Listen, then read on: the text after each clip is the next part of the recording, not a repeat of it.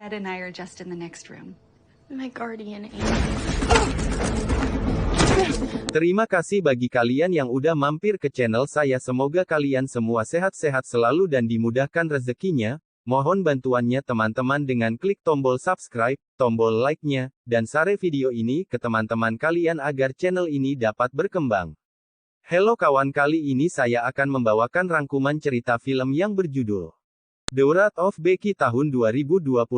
Film ini menceritakan gadis perempuan bersama seekor anjing menjalani kehidupannya tanpa kasih sayang orang tua. Orang tuanya sudah lama mati meninggalkan dirinya. Gadis itu tumbuh menjadi sosok yang lebih kuat. Di kehidupan barunya dia tinggal bersama dengan nenek tua. Namun semuanya terlalu cepat berlalu karena dia dihadapkan dengan 3 pria yang membunuh nenek tua itu. Dan gadis itu akan membalas dendamnya lalu akan membunuh mereka semua. Tanpa berlama-lama lagi, ayo langsung ke alur ceritanya. Awal film kita diperlihatkan dengan pancuran air yang membasahi halaman rumput hijau. Sebuah mobil masuk ke halaman rumah itu. Kita diperlihatkan seseorang turun bersama anjingnya dari sebuah mobil. Sepasang suami istri membukakan pintu untuk menyambut tamu mereka. Mr. and Mrs. Gibbs. Tamu mereka adalah anak asuh mereka bersama dengan ibu panti asuhan. Ibu panti memperkenalkan anak gadis itu kepada ibu dan ayah angkatnya. Well, looky here, Alice. Anak gadis dengan senyuman di wajahnya itu bernama Becky, sedangkan anjingnya yang bersamanya bernama Diego. Orang tua angkatnya memperkenalkan diri mereka juga, si ayah bernama Ted dan si ibu bernama Alice. Ted dan Alice sangat suka dengan anak angkatnya itu terlihat dari senyum mereka. Welcome home, honey. Welcome home. Malam hari mereka kumpul bersama untuk makan malam. Ibu angkatnya mempersiapkan makanan untuk mereka makan. Ayah In school districts, top tier, top of their class. angkatnya berjanji akan memberikan kualitas pendidikan yang terbaik untuk Becky. Lingkungan tempat tinggal mereka dipenuhi dengan orang-orang baik serta taat akan agama. And top notch. Well, I'm not sure what I'll... Begitupun dengan kepala sekolah juga orangnya sangat baik, memiliki seorang anak gadis seumuran dengan Becky dan bisa saja Becky akan berteman baik dengannya. Now for what, 6 years? And he has a daughter. Becky ingin ke perkumpulan organisasi anak-anak remaja. Becky pun tak sabar ingin masuk sekolah besok paginya dan sangat senang mendengar ucapan ayah angkatnya.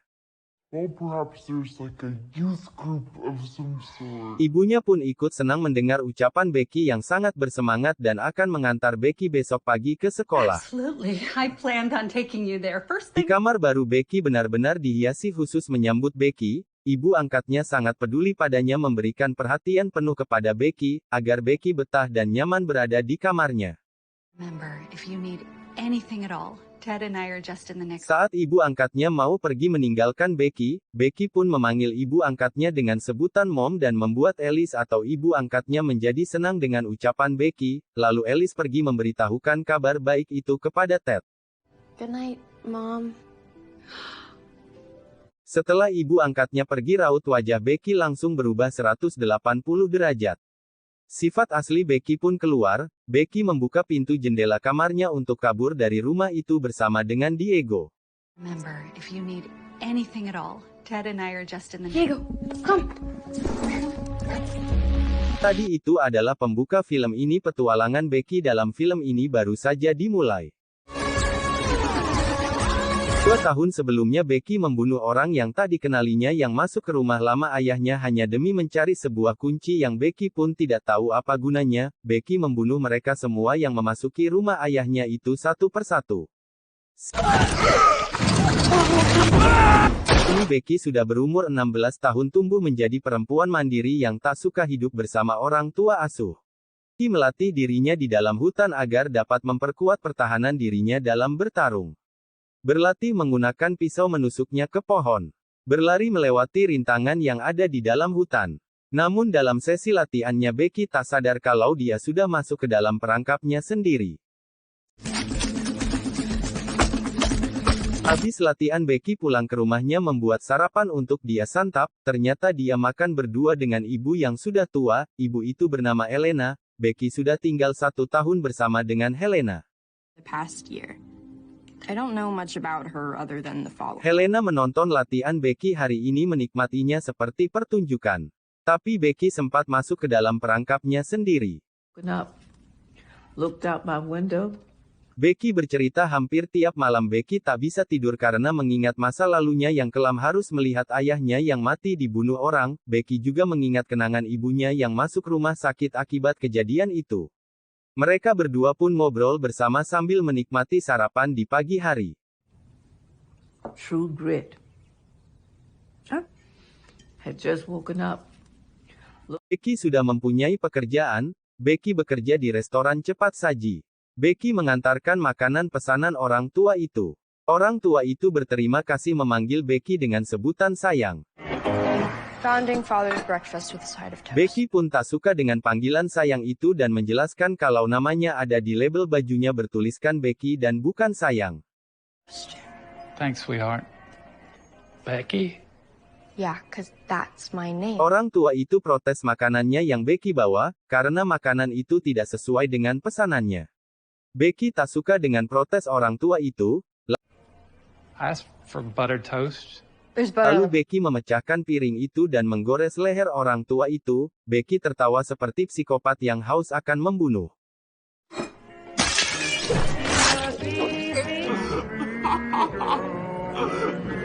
Dan ternyata itu hanyalah khayalan Becky saja yang ingin membunuh orang tua itu. Di luar Becky malah menyantap makanan orang tua itu sampai habis. But I really, really wanted to.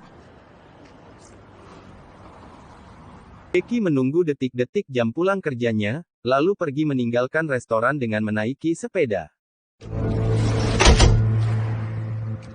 Harinya Becky bermain menyusun kata bersama dengan Elena. Sambil mereka bermain Elena bercerita tentang kehidupan masa lalunya kepada Becky.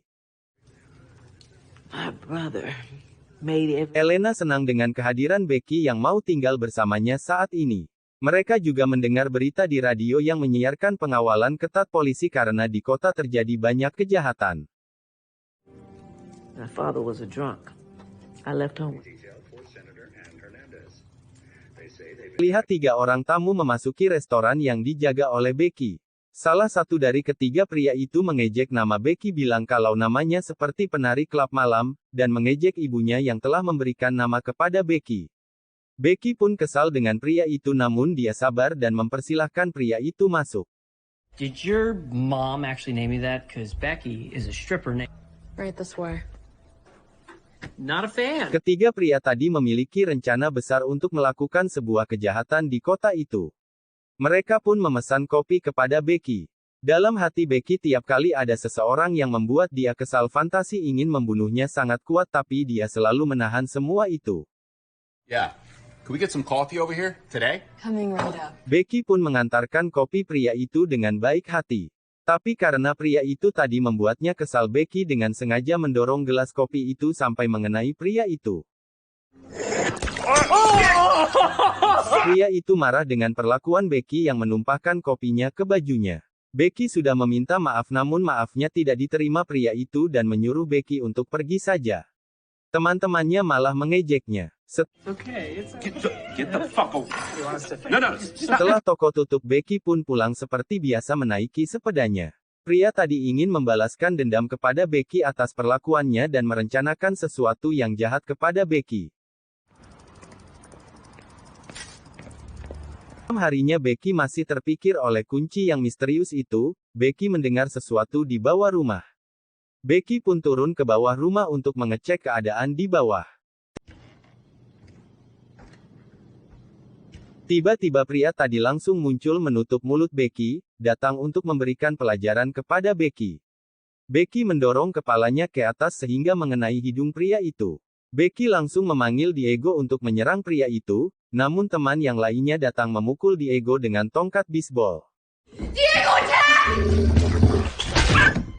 pria itu menodongkan senjata kepada Becky dan mengancam akan membunuh Becky. Lalu teman lainnya pun datang dan bilang ini bukan bagian dari rencana mereka. The fuck happened to her just ding-dong ditching her?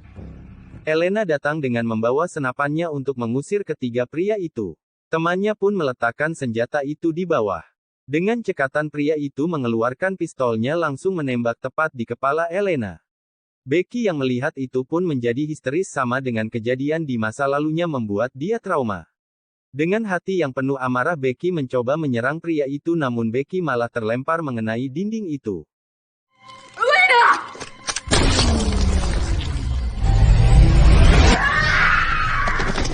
Becky terbangun dari pingsannya, Becky merenungi kepergian Elena yang selama ini menemaninya, Becky teringat dengan kematian ayahnya, Becky tersadar kalau anjingnya Diego tidak ada di situ. Diego?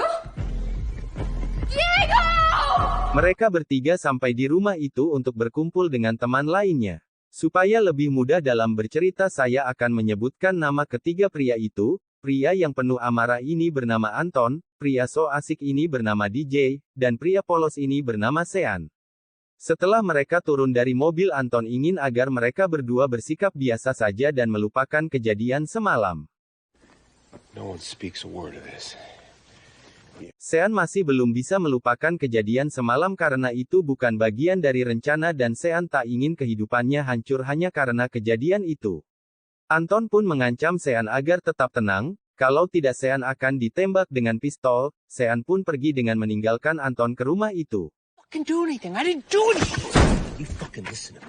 DJ tak yakin kalau Sean bisa melupakan kejadian semalam. Anton mau DJ menjaga Sean agar tetap menutup mulut tak menceritakan semuanya ke siapapun.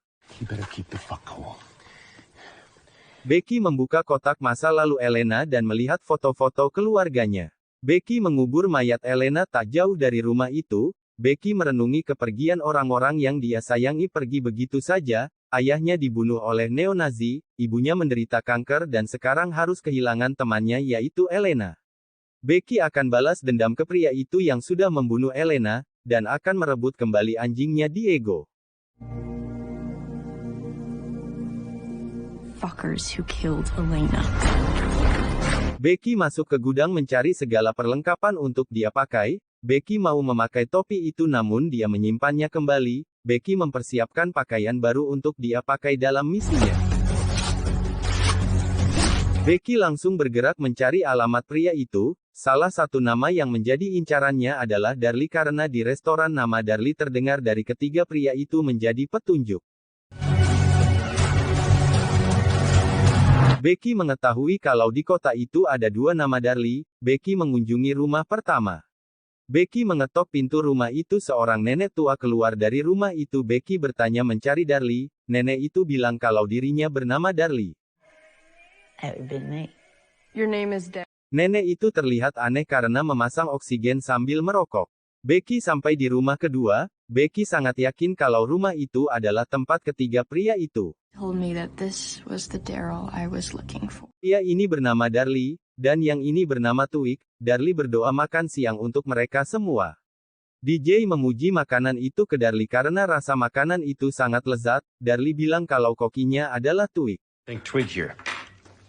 He's a cook. Twig bertanya ke Darlie dari mana mendapatkan orang baru ini. Darlie bilang kalau Anton yang mengajaknya. I didn't. Mereka bercanda bersama, tersenyum lepas mendengar candaan dari Twig. Darlie menatap tajam ke Sean karena tak menyentuh makanan itu dari tadi. Karena Sean hanya diam, Anton menjelaskan kalau Sean mungkin kelelahan abis perjalanan jauh. Lalu Darlie menyuruh Sean untuk melepas topinya dan Sean pun meminta maaf ke Darlie. Sorry, sir. Darlie bertanya ke Anton kenapa anjing itu harus dikurung di tempat itu. Anton beralasan kalau dia tak ingin anjing itu berkeliaran jauh dari rumah. Hasn't been feeling like himself lately. Got in a fight with another dog. Tanpa mereka sadari kalau Becky sudah ada di luar mengintai mereka semua. No, wait, even better. Noble mutt. Sean meninggalkan meja makan pergi ke kamar mandi karena masih merasa mabuk perjalanan dan muntah di kloset. Becky mengendap-endap mencari jalan untuk masuk ke dalam rumah. Becky menarik jendela itu untuk masuk ke dalamnya. Becky melihat patung bertuliskan Senator Hernandez. Becky juga melihat rancangan jahat mereka. Becky langsung mendokumentasi semua gambar-gambar itu. Becky mendengar kalau ada orang yang mau masuk dan bersembunyi di bawah sofa itu. Darlie pergi memeriksa Sean. Darlie mengajak Sean ngobrol ke ruangan sebelah. Darlie bertanya ke Sean sejak kapan bertemu dengan Anton. Sean menjawab kami bertemu di tempat pawai dan sudah lama saling kenal. Anthony says that's where you three met. Di sela-sela Sean bercerita mereka tidak tahu kalau Becky ada di bawah mendengar mereka bercerita. Darlie menunjukkan sesuatu hal yang keren kepada Sean di laptopnya. Darlie bercerita kalau dia adalah mantan anggota khusus di pertahanan negara, dia ditugaskan di medan perang Irak, mencari orang yang telah banyak membunuh temannya. Real piece of shit, Towhead. This fucking guy killed. Salah satu temannya terkena sebuah peluru namun masih selamat. Darlie menyuruh temannya untuk diam namun temannya berteriak kesakitan sehingga Darlie harus membunuhnya demi menyelamatkan dirinya dan temannya supaya tak ketahuan, dan teman lain yang melihat itu tak pernah menceritakan semua kejadian itu. Of course, Lopez never told us all. Darlie menatap tajam ke arah Sean kalau yang lemah harus disingkirkan. Darlie tak ingin dalam kelompoknya ada anggota yang lemah. Sean pun takut mendengar cerita Darlie dan ucapannya. Sean berjanji kalau dia bukan anggota yang lemah. Yes, sir. Sean pun pamit lagi untuk ke kamar mandi lagi. Darlie bertanya apakah kalian menemukan masalah dalam perjalanan. Sean pun bercerita kalau ban mobil bocor dan mereka menghabiskan banyak waktu di restoran. Yeah, we just had a flat tire. Darlie pun percaya dengan apa yang diucapkan Sean. Ketika mau pergi dari situ Darlie menutup jendela itu merasa ada yang aneh dari ruangan itu, untungnya Twig memanggil Darlie untuk pergi dari situ. Yeah, I'm coming. Becky memeriksa laptop itu dan menemukan kalau mereka semua adalah orang jahat. Melihat banyak daftar orang-orang jahat, Becky pun langsung menarik flash disk itu dari laptop dan pergi dari rumah itu.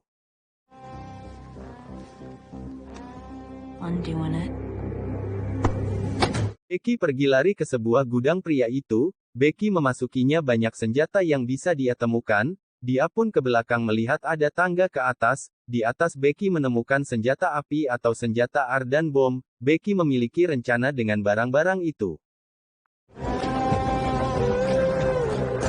Mereka semua bersulang untuk melakukan misi balas dendam yang mereka rencanakan. Terdengar seseorang mengetok pintu. Darlie pergi melihatnya. Darlie membuka pintu namun tak ada seseorang pun berada di situ, malah menemukan sebuah handphone. Twig bertanya kepada Darlie siapa itu. Darlie bilang ini Becky sambil menunjukkan handphone itu ke mereka. Darlie hanya menemukan sebuah handphone di dekat pintu rumah dan tak ada siapapun. Went to answer the door, but there was nobody there. Sean malah keceplosan bilang kalau dia menemukan mereka. Darlie pun curiga kepada mereka bertiga, dan minta penjelasan dari mereka bertiga sudah terjadi apa. Sorry. You three know something about. Dej dan Anton mengelak kalau mereka tidak tahu apa-apa, tapi Sean mendesak mereka untuk bercerita sehingga membuat Darlie makin curiga.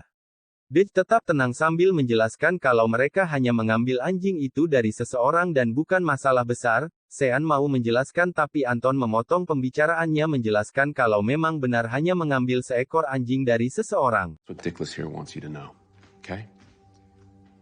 Namun Darlie tak percaya begitu saja. Anton menjelaskan lagi kalau dia mencuri anjing itu dari seorang perempuan karena telah macam-macam dengannya. She was fucking with us at the diner, so we followed her and stole her fucking dog. Darlie mengangkat telepon itu. Becky memberikan ancaman kalau dia akan melakukan hal buruk kepada mereka bertiga.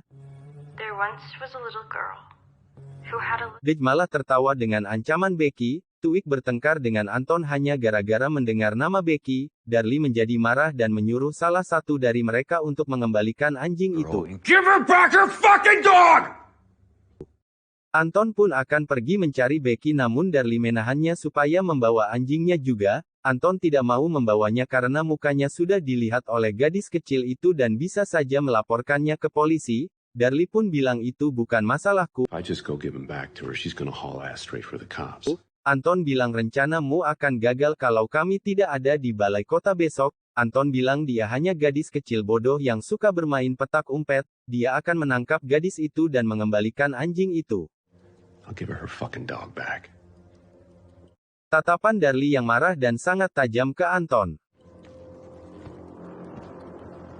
Anton keluar rumah untuk mencari keberadaan Becky. Anton memancing Becky dengan bilang mau anjingmu kembali datang kemari, namun Becky ingin Anton mengikutinya. Talk to me.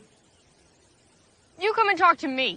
Becky mengajak Anton sampai masuk ke dalam hutan terus mengajaknya sampai ke dalam. Karena Anton lelah mengikuti langkah Becky, Anton mengeluarkan pistol mengancam akan menembaknya kalau dia berjalan terus. God damn it. Stop, I'm gonna shoot you right in the fucking head. Becky pun mengulur waktu dengan mengajak Anton untuk berbicara agar dia terpancing masuk dalam jebakannya. You put me in a pretty tricky situation. Oh yeah, what's that? Anton mau mendekati Becky namun Anton masuk ke dalam perangkap Becky. Anton menyuruh Becky untuk mengeluarkannya. Becky pun menodongkan pistol ke arah Anton namun Becky memiliki rencana lebih bagus untuk membunuhnya.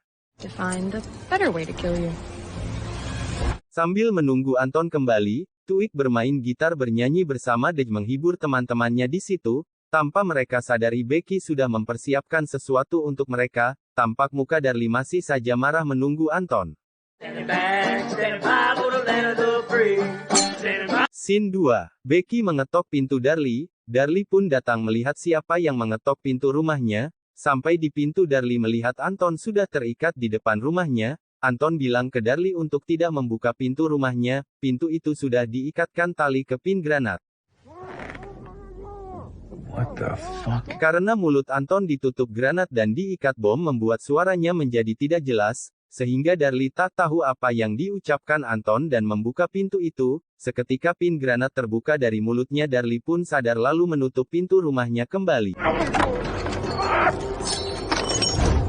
Darlie pun kaget melihat kepala Anton meledak di hadapannya. Teman-temannya datang melihat ke depan kalau kepala Anton sudah meledak.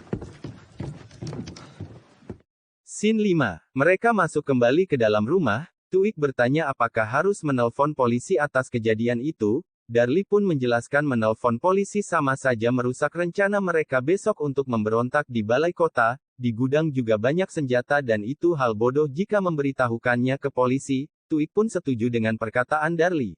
I got a headless corpse on my doorstep and enough weaponry in my barn to... Darlie mengambil pistol di dalam lacinya lalu menodongkan kepada Sean dan Dej agar mereka menceritakan hal sebenarnya.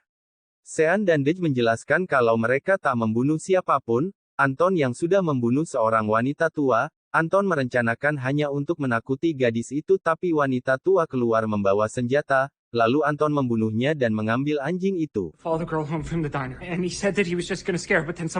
Darlie menarik pelatuk bersiap menembak karena masih belum percaya kalau yang melakukan semua itu adalah gadis kecil seorang diri. Dej bersumpah kalau sudah jujur dan menceritakan semuanya. Darlie pun menurunkan pistolnya. Tuik menyuruh mereka untuk mengembalikan anjing itu sekarang. Sean marah ke Dej kalau ternyata selama ini Dej dan Anton sudah membohonginya. Ternyata misi itu bukan demo biasa melainkan misi pemberontakan di balai kota. Sean kecewa dengan mereka dan mau keluar dari misi itu.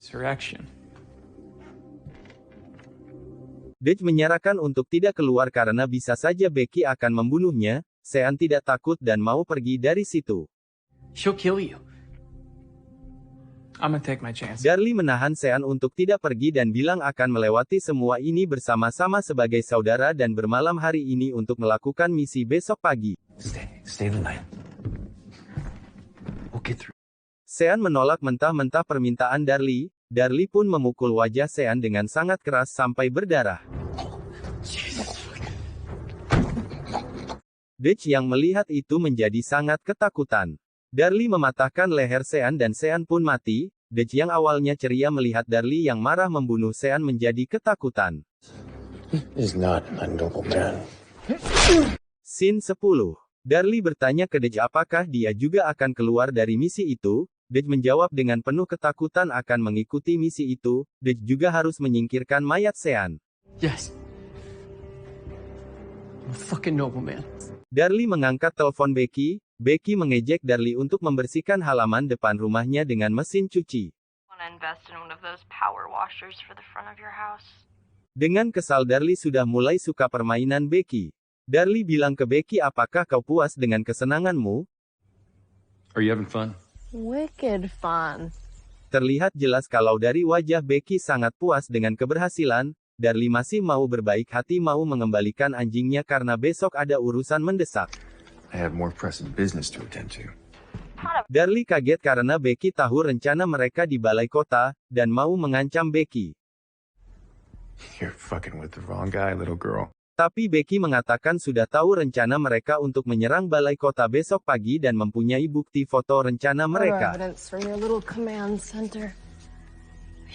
Darlie kesal dengan semua ungkapan Becky lalu mengancamnya akan menembak anjingnya. Becky mengancam kembali jika anjingnya ditembak maka semua bukti akan diberikan kepada polisi. Becky juga mengejek kalau mereka semua hanya patriot palsu politik. Do it and I'll send all the photos to the sheriff's office the second I hear a gunshot. Tweek keluar mau mencari Becky karena sudah sangat tertekan dengan Becky, mengambil senjata untuk membunuhnya. Darlie mengancam kembali Becky kalau akan membunuhnya, tapi Becky memiliki flash disk berisi data penting Darlie. You could. Darlie mengecek laptopnya ternyata flash disknya sudah tak ada di situ. Darlie menjadi sangat marah. Tapi Becky tetap tenang dan bilang kalau temannya yang di luar butuh bantuannya. Becky pun menembak Tweek menggunakan panah otomatis tepat mengenai pipi Tweek sampai tembus ke pipi sebelahnya. Tweek masuk ke rumah meminta Darlie untuk melepaskan panahnya. Tweek keluar rumah mau mengejar Becky dan akan membalaskan dendamnya. Darlie mencoba menahan Tweek karena Becky memiliki flash disk mereka. Becky pun memancing Tweek agar mengikutinya ke dalam perangkapnya lagi. Darlie masuk ke rumah dengan menyuruh Dej untuk menangkap Becky juga. Dej keluar rumah tapi malah menaiki mobil untuk kabur meninggalkan rumah Darlie. Tweek menembaki Becky yang ada di atas. Untung Becky bisa menghindari tembakannya. Becky turun ke bawah menutup pintu, Tweek datang langsung menembak lagi, Tweek menutup pintu agar Becky tidak bisa keluar dari tempat itu. Becky langsung melemparkan bom asap kepada Tweek, Tweek marah karena tak dapat melihat lalu menembak secara acak. Tweek merangkak keluar dari gudang karena tak tahan dengan asap itu. Becky memakai traktor pertanian untuk menggiling badan Tweek, namun itu hanyalah keinginan Becky saja, karena Becky tak mendapatkan kunci traktor itu. Tweek merangkak keluar dari gudang karena tak tahan dengan asap itu. Becky juga keluar dengan membawa pedang panjang untuk membunuh Tweek. Tweek memohon belas kasihan Becky untuk tidak membunuhnya karena Tweek memiliki keluarga istri dan anaknya dan berjanji akan menjadi orang baik. Becky bertanya siapa nama anaknya. The baby boy. Tweek menjawab nama anaknya Adolf. Becky merasa jawaban Tweek tidak meyakinkan sehingga Becky langsung mencincang abis badan Tweek. Wajah Becky berlumuran darah Tweek. Tak lama setelah membunuh Tweek, leher Becky ditembaki dengan obat bius di lehernya dan Becky pun pingsan. Becky terbangun dari tidur panjangnya, di depan Becky sudah ada Darlie yang menunggunya sadar. Becky mencoba lepas dari ikatan itu namun tidak bisa karena Darlie bilang kalau itu sampo ikatan pramuka. Darlie menggeledah semua barang Becky dipersiapkan untuk menghadapi mereka. Becky kaget dan melihat barang-barangnya. Darlie juga mendapatkan sebuah kunci, tidak terlalu menarik perhatian tapi setelah melihat isinya ada koordinat langsung mengambil dan menyimpannya karena penasaran. Darlie mau mempertemukan Becky dengan seseorang tamu tapi tamu itu sudah mengenalinya. Becky terkejut ternyata tamu itu adalah nenek rumah pertama yang Becky temui. You look confused. Nenek itu adalah ibu Darlie sengaja memakai nama yang sama seperti anaknya agar anaknya tidak diketahui orang lain. Now who says only men can name their kids? Ibu Darlie bertanya ke Becky di mana menyimpan flash disk itu dan harus mempertimbangkan dengan baik. Becky tahu kalau sekarang dia tidak akan dibunuh karena Darlie sendiri bilang flash disk itu hanya satu dan Becky saja yang tahu tempat menyimpannya. little piece of plastic is the only one of its kind, which means the only Ibu reason Darlie memberikan kesempatan untuk Becky menjawab jujur kalaupun diberikan kemungkinan kecil akan lolos, tapi jika tidak diberikan Becky akan disiksa oleh Darlie semaunya. Have his way with you. Ibu Darlie bertanya sekali lagi di mana flash disk-nya namun Becky malah meludahinya. Ibu Becky bilang kalau Becky adalah gadis yang penuh semangat dan ingin merekrut Becky menjadi anggotanya. Becky menolak ajakan itu. Male energy. I'll pass. Kabaran Ibu Darlie habis dan menyuruh Darlie untuk membawa anjing itu kepadanya. Ibu Darlie sudah lama bermain dengan anjing Becky selama Becky pingsan semalaman. Ibu Darlie lebih menyukai hewan seperti anjing Becky dan tak suka pada manusia, tapi tidak dengan anaknya. Darlie sendiri bisa saja melukai anjing itu jika dia mau. Getting his hands dirty, do you, baby? Darlie meremas kepala anjing Becky sehingga membuatnya kesakitan. Becky menjadi marah karena anjingnya mau dilukai.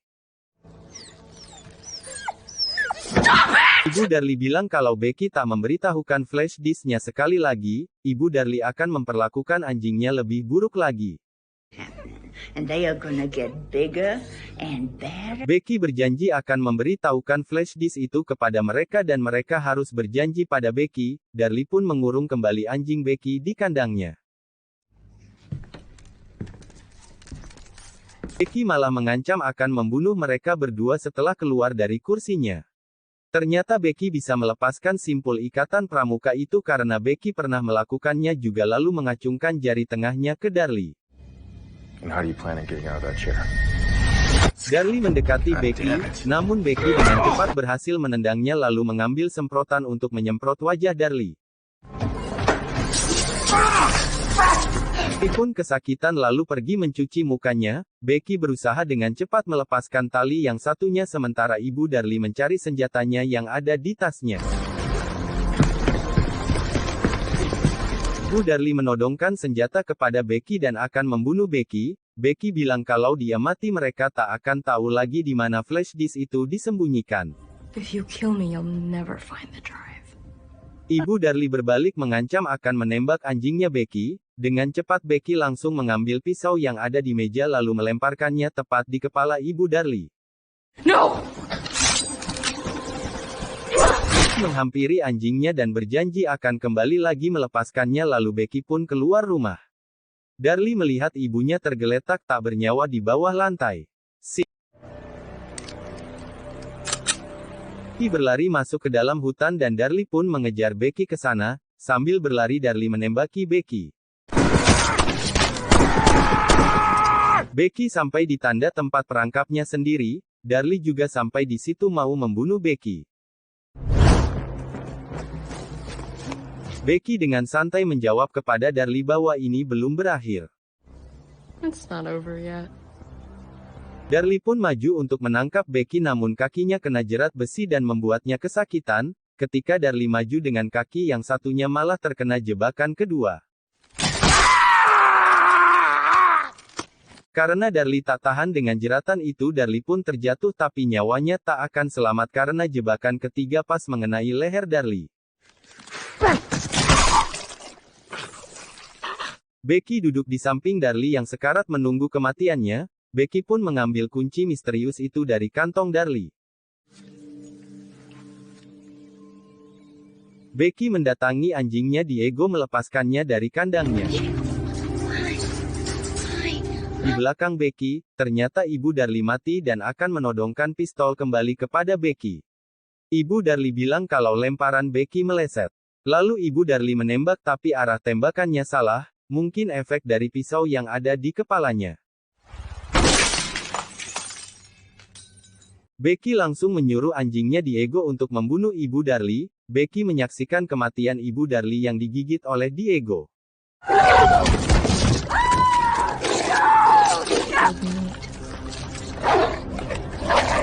24 jam kemudian setelah kejadian itu, Becky sudah berada di dalam kantor CIA untuk diinterogasi. Ibu itu bernama Montana mengeluarkan flash disk Darlie dan menunjukkan kepada Becky. CIA? Do you know what this is? Montana menjelaskan kalau mereka adalah organisasi teroris yang sudah lama dicari, CIA yang sudah meluas di berbagai negara, tapi Becky dapat mengalahkan mereka tanpa bantuan dari orang lain. Terrorist organizations in the United States. We've been following them. Tapi Becky bilang kalau salah satu dari mereka sudah kabur. Montana bilang itu hal yang mudah untuk menemukan orang terakhir bernama DJ. One of them escaped. DJ Turner. Lalu Becky bertanya apa yang Montana inginkan dari dirinya. Montana akan mengajukan 2 pertanyaan. Apabila Becky menjawab pertanyaan pertama maka akan lanjut ke pertanyaan kedua. Ask you 2 questions. If you answer. Tapi jika Becky menjawab tidak maka tak akan lanjut ke pertanyaan kedua dan CIA akan melupakan semua kejadian itu lalu Becky bisa menjalani hidupnya dengan damai. Question. Then I will be unable to reveal the second question. Montana memberikan pertanyaan pertama maukah Becky masuk menjadi rekrutan termuda, dan Becky pun menjawab yes. Yes. Good. Di pertanyaan kedua Montana akan memberitahukan kunci misterius yang selama ini Becky tak ketahui, Becky pun menjawab yes. Lalu Becky bertanya di film pun berakhir. Tapi saya masih punya scene penutup untuk kalian. Terlihat DJ yang sedang santai di dalam mobilnya. Mobil polisi datang menghampirinya, DJ langsung bergerak mengambil pistolnya bersiap menembak polisi itu. DJ melihat di kaca spion Becky sudah memegang RPG, Becky pun menembak mobil DJ. Film pun selesai.